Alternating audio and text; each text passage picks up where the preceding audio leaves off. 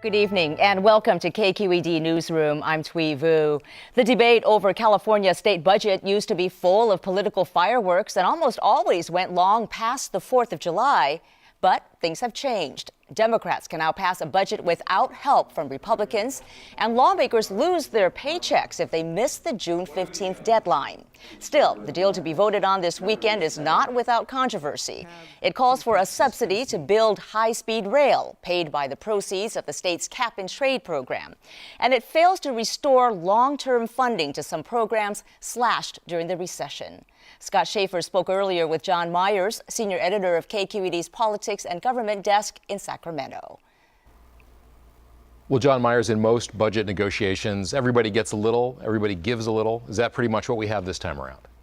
Yeah, I think so, Scott, though I think if you really look at these budgets that have been crafted since Jerry Brown came back being governor, really what you have seen time and time again is the governor, I think, coming out with the winning hand. He has become the de facto leading voice, leading crafter of budgets, even though lawmakers, the legislature, are supposed to craft them.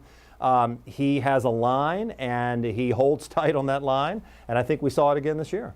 What did he get that the Democrats in the legislature just really didn't want to give him? Well, a couple of things come to mind. First of all, I think, is the projection of revenues. The Democrats in the legislature wanted to use higher forecasted revenues, a forecast that came from the nonpartisan legislative analyst office. The governor's own budget team had a lower forecast of revenues. In the end, this budget uses the governor's forecast. Now, two things important about that. First of all, it does slow the rate of spending. And second of all, it allows the idea of more money that would come in over those forecasts then to be reconsidered next year for debt or for other things. I think that's a big victory for a governor who's going to be on the ballot this year. We've gone through many years of budget cuts, social service cuts, spending cuts, and Democrats no doubt wanted some more of that money restored. How are they feeling about this deal in that regard? You know, I think that they begrudgingly go along with the governor. I mean, they did get some. Let's talk about that. They did get some additional assistance, for instance, in CalWORKs, in the Welfare to Work program for families. They did get some money in affordable housing and some things like that that'll come actually out of the proceeds of the cap and trade auctions. And by the way, the governor got something out of that too that we haven't talked about, which is high-speed rail. But you know, if you look at what Democrats have wanted these last few years, they want to restore programs to the level of funding they were before the recession. The governor has been very hesitant to do that, especially in social services programs. And I think that's a big sticking point again as we have gone through these 3 years between these legislative Democrats and their Democratic governor. And is that just because Jerry Brown is more frugal than they are? He's been around the track a few times and knows what happens when you spend more than you have in future years?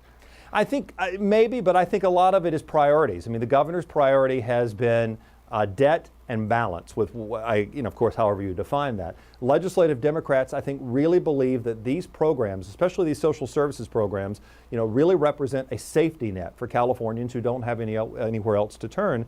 And I think one of the things that you don't hear a lot publicly, but you hear an awful lot at the Capitol and in Democratic circles, is a frustration by legislative Democrats with this governor, with Jerry Brown, on the issue of poverty and helping people who are at the bottom rung. Now, whether we see that boil into something that comes out before this election, I don't know, and frankly, I'd be surprised, but I do think it's an ongoing issue. Can the governor do more to address poverty, to help those who need the most, and can these budgets reflect it? And so far, Democrats don't think that there is enough in it for those folks. This, of course, is the final budget in his third term as governor. John, is there anything in here that you think foretells what he might want to do or not do if he gets reelected? Well, I certainly think, Scott, that these have been cautious budgets. These have all been about, I think, trying to pay off on the promise for when he ran in 2010, which was to right the ship of state, to kind of solve the problems. I think it would be fascinating if he wins in November, and we have to say we don't know whether it'll be he or Neil Kashkari that will be winning, but most people believe the governor's got a pretty darn good chance. If he comes back next year, does he continue debt? Does he look at some larger projects? What more can he do on high-speed rail?